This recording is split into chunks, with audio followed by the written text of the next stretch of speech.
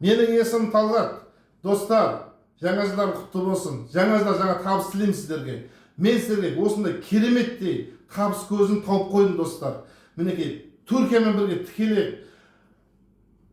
заводтармен бірге денсаулықтарын жөндеп жүріп, денсаулықтарыңызды бірінші бар денсаулық деген сияқты денсаулықтарын жөндей жүріп, табысқа, мол табысқа жететін сіздерге осындай өте кереметтей қосымша табыс көзін тауып қойдым.